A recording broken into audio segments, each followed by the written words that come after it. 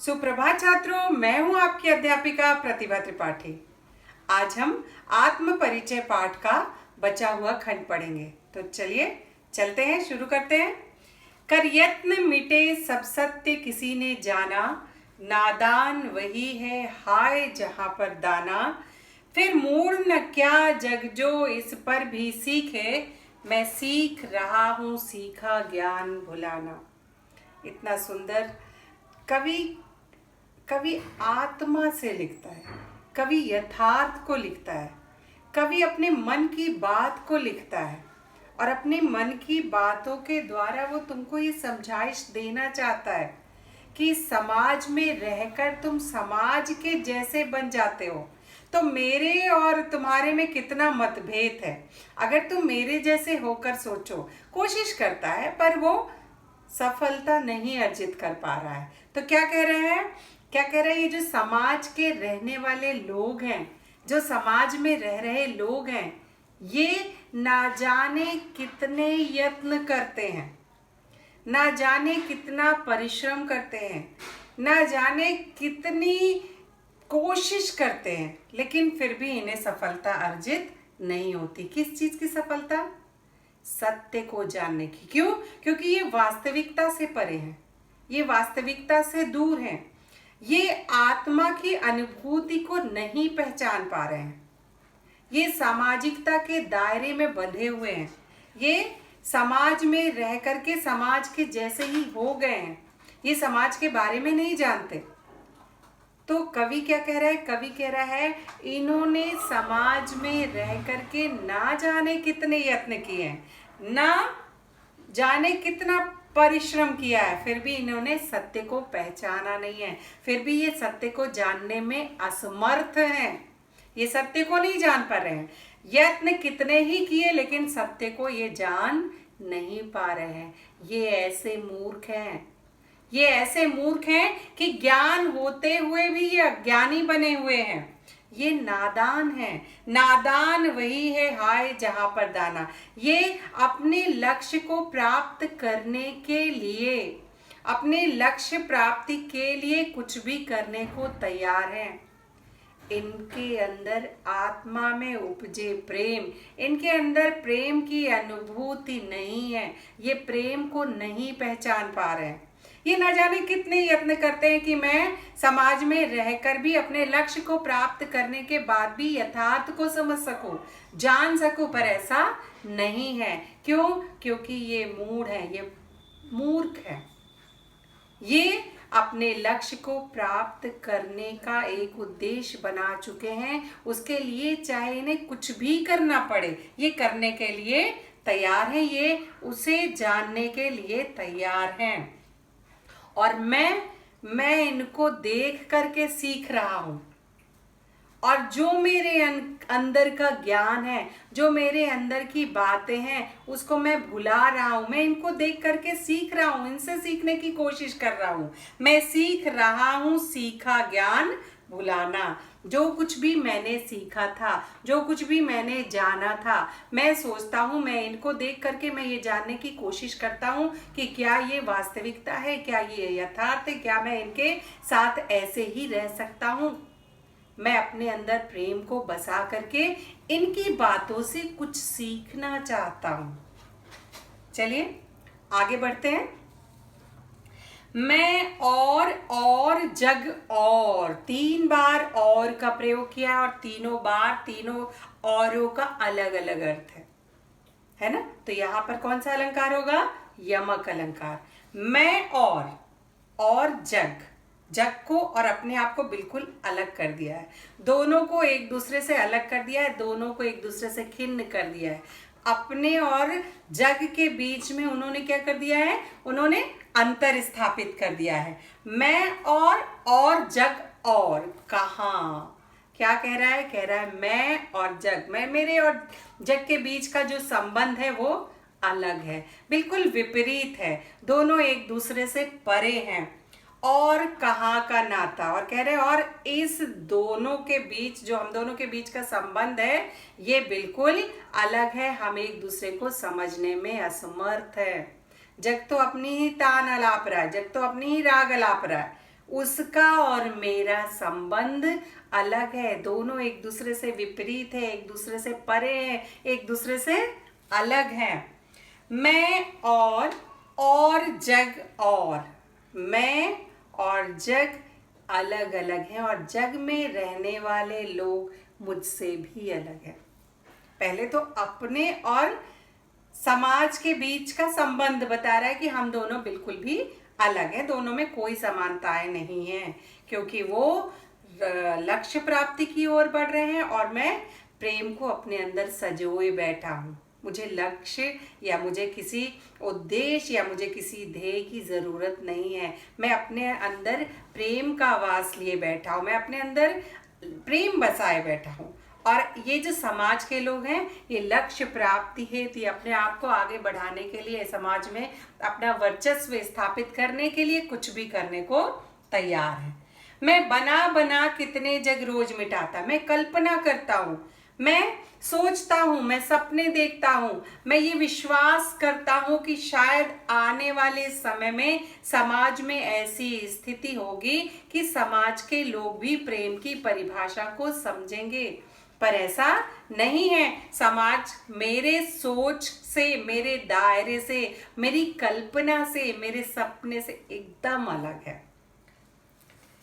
मैं बना बना कितने जग रोज मिटाता, मैं अपनी कल्पना के अनुसार, मैं अपनी सोच के अनुसार, मैं सोचता हूँ समाज ऐसा रहे, समाज इस तरीके का रहे, समाज में ये आवश्यकता है, समाज के लिए ये हितकर है, समाज के लिए ये महत्वपूर्ण है। मैं ऐसी बातें सोचता हूँ, इसलिए मैं रोज नई कल्पना करता हूँ और नई कल्पना करके तुमको ये रोज ये सपने सोचता हूँ कि आगे आने वाले समय में समाज की स्थिति ऐसी होनी चाहिए, यह समाज को ऐसा होना चाहिए। समाज की परिभाषा को वो बदलना चाहता है, लेकिन ऐसा नहीं होता। क्योंकि ये तो कवि की सोच है, समाज की सोच नहीं है। कवि क्या सोचता है?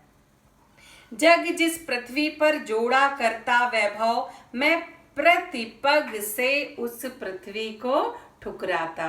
क्या कह रहा है कवि? कवि कह रहा है कि समाज में रहने वाले लोग छोटी छोटी आवश्यकताओं की पूर्ति के लिए कितना कुछ सोच जाते हैं, कुछ भी करने के लिए तैयार हो जाते हैं, पर मैं यहाँ पर कितना कुछ सोच करके भी, कितना कुछ समझने के बाद भी मैं इस पृथ्वी पर रह करके उसके बारे में नहीं सोचता। मैं अपने अंदर अपने प्रेम को संजोए हुए हूँ। समाज को मैं इससे विपरीत मानता हूँ, समाज को मैं इससे अलग मानता हूँ। आगे बढ़े, चलिए आगे बढ़ते हैं।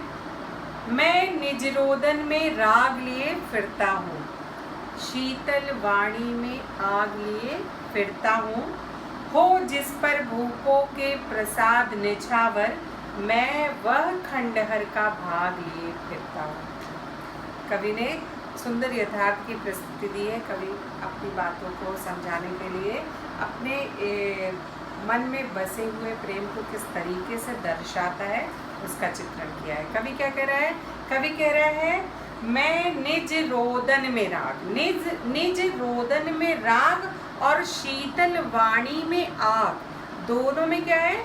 दोनों में विरोधाभास है। यहाँ पर रोदन मतलब रोना, रोदन में राग मतलब प्रेम। रोदन के अंतर्गत, रोदन के साथ उसने क्या लिया है? प्रेम। रोदन में राग यानी रोदन यानी रोते हुए भी प्रेम का उसके अंदर वास, मतलब प्रेम है उसके अंदर। रोते हुए भी वो प्रेम रखता है और शीतलता होते हुए भी मन में आग रखता है। यहाँ पर दोनों में विरोधाभास अलंकार। ठीक है, तो क्या कह रहा है? मैं निज रोदन में राग लिए फिरता हूँ। कवि इस समाज में रहते हुए, इस सत्ताधारियों के अनुशासन का अनुसरण करते हुए, समाज में रहते हुए क्या कह रहा है? कह रहा है कि मैं इस समाज को स्वीकार नहीं पा रहा हूँ, मेरा मन रो रहा है और उसके रोने के बाद भी मेरे अंदर प्रेम है, मेरे अंदर प्रेम है, मेरे अंदर प्रेम उपजता है। तो कवि क्या कह रहा है? कवि कह रहा है कवि कह रहा है कि ये समाज उससे कितना अलग है। समाज में है, वो रो रहा है, समाज की स्थिति को देख करके वो खुश नहीं है। उसके बाद भी उसके मन में क्या है? उसके मन में प्रेम उमड़ता है उन सब के प्रति जो इस समाज में रह रहे हैं। तो रोदन में राग, विरोधाभास। फिर क्या कह रहा है? कह रहा है वो आंतरिक रूप से तो अंदर से जल रहा है कि ये समाज की स्थिति कैसी है, वो उसको बदल देना चाहता है। वो बार बार अपनी कल्पनाओं के माध्यम से सोचता है कि अगली सुबह जब आएगी तो शायद समाज ऐसा होगा, शायद समाज इस तरीके का होगा। वो समाज में जो भौतिकतावाद की ओर बढ़ रहे हैं, जो सब कुछ पा लेना चाहते हैं, उनको समझाना चाहता है। तो उसके अंदर वो आग जलती रहती है। तो कवि क्या कह रहा है? कवि कहता है शीतल वाणी, वो बोलता है तो बहुत मधुर लगता है। वो शीतल वाणी में आग लिए फिरता हूँ। कह रहा है कि मैं जो बोलता हूँ, वो प्रेम से जो बोलता हूँ, मैं उसके पीछे कहीं ना कहीं मेरे मन की ज्वाला जलती रहती है, जो सब कुछ बदल देना चाहती है, जो सब कुछ अलग कर देना चाहती है, जो समाज में हो रहा है उससे वो एक विपरीत स्थिति को ला देना चाहती है। हो जिस पर भूपों के प्रसाद निछावर, मैं वह खंडहर का भाग लिए फिरता हूँ। कवि कह रहा है समाज जो है सत्ताधारियों की है, राजाओं की है, ऐसे बड़े बड़े अभिनेताओं की है, ऐसे देश में रहने वाले लोगों की है जो अपने बनाए शासन को सौंप देना चाहते हैं। किसको? समाज में रह रहे लोगों को। लेकिन कवि क्या कह रहा है? कवि कह रहा है कि उसने अपने खंडहर मतलब टूटा फूटा, भग्नावशेष, टूटा हुआ। तो कह रहा है जो उसके पास छोटी सी जो याद है, जो प्रेम की अनुभूति है, वो ऐसी है कि हजारों राजा उस पे न्यौछावर हो सकते हैं। मैं हो जिस पर भूपों के प्रसाद निशा, प्रसाद मतलब महल होता है, प्रसाद मतलब महल। तो कह रहा है कि ऐसे ना जाने कितने महलों के राजाओं के महल हमारे उस खंडहर पर निछावर हो सकते हैं। समझ में आया? आगे बढ़ते हैं। मैं रोया इसको तुम कहते हो गाना, मैं रोया इसको कहते हो तुम गाना, मैं फूट पड़ा तुम कहते छंद बनाना। क्यों कवि कहकर संसार मुझे अपनाए, मैं दुनिया का हूँ एक नया दीवाना। बहुत सुंदर।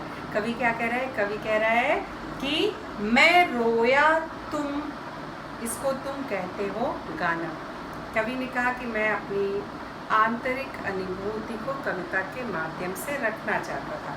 मैंने अपनी अनुभूति को कविता के माध्यम से रखा। तो तुमने क्या समझ लिया?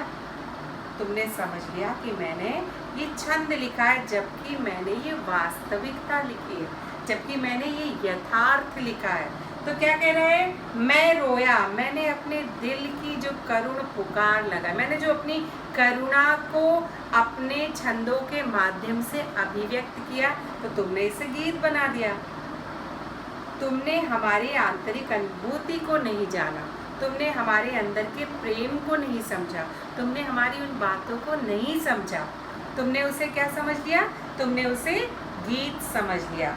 मैं फूट पड़ा तुम कहते छंद बनाना। और जब मेरे मन के सारे विकार उत्पन्न हो गए, जब मैंने अपनी सारी जो कल्पनाएं थी, जो सारी अभिव्यक्ति थी, वो आपके समक्ष रख दी, तो आपने क्या समझा? आपने समझा कि छंद बना दिया है। तो समाज जो है, समाज मुझसे बिल्कुल अलग है। समाज पाठक बना हुआ है, उसने उस कविता को पढ़कर भी मेरी सारी अनुभूतियों को जाना नहीं है। क्यों कवि कहकर संसार मुझे अपनाए, मैं दुनिया का हूँ एक नया दीवाना। वो चाहता है, कवि चाहता है कि ये संसार उसे कवि रूप में ना देखे। वो ये ना चाहे कि वो ये ना सोचे कि वो गीत लिख रहा है, वो छंद लिख रहा है। वो उसे उस दीवाने के रूप में मतलब वो उसको दीवाने के रूप में समझे, दीवाने के रूप में जाने। कैसा दीवाना? जो इस समाज को बदल देना चाहता है, जो इस समाज को नया बना देना चाहता है, जो इस समाज में नई ऊर्जा का संचार कर देना चाहता है, जो समाज को गतिशील बना देना चाहता है, जो समाज में उपजे भेदभाव मानवता ला देना चाहता है, ऐसा कवि चाहता है। तो चलिए आगे बढ़ते हैं। मैं दीवानों का वेश लिए फिरता हूँ, मैं मादकता निशेष लिए फिरता हूँ, जिसको सुनकर जग झूम झुके लहराए, मैं मस्ती का संदेश लिए फिरता हूँ। यहाँ पर कवि क्या कह रहे हैं? कवि हरिवंश राय बच्चन कह रहे हैं कि वो अपनी कविता के माध्यम से इस समाज में मानवता लाना चाहते हैं। वो अपनी कविता के माध्यम से इस समाज में प्रेम बांटना चाहते हैं। वो अपनी कविता के माध्यम से इस सत्ताधारी शासन को, जो कुशासन बना हुआ है, उसको मिटा देना चाहते हैं, भौतिकतावाद को नष्ट कर देना चाहते हैं, इस समाज को समृद्ध एवं सुदृढ़ बना देना चाहते हैं। तो वो क्या कह रहे हैं कि मेरी कविता पढ़ने के बाद मैं चाहता हूँ कि ये समाज मुझे एक दीवाना ही समझे और मुझे प्रेमी दीवाना समझे। उस प्रेम की मादकता को वो इस समाज को दे देना चाहता है और चाहता है कि वो इसे पढ़ करके झूमे, खुश हो, लहराए और मस्ती के तराने गाए, प्रेम में सराबोर हो जाए। तो आज के लिए इतना काफ़ी है। इसको पढ़िए और यदि आपको कोई भी ऐसी समस्या उत्पन्न होती है जो समझ में नहीं आ रहा है, कुछ भी ऐसी बातें हैं, तो वो आप हमसे शेयर कर सकते हैं, हम उसको बताएंगे आपको।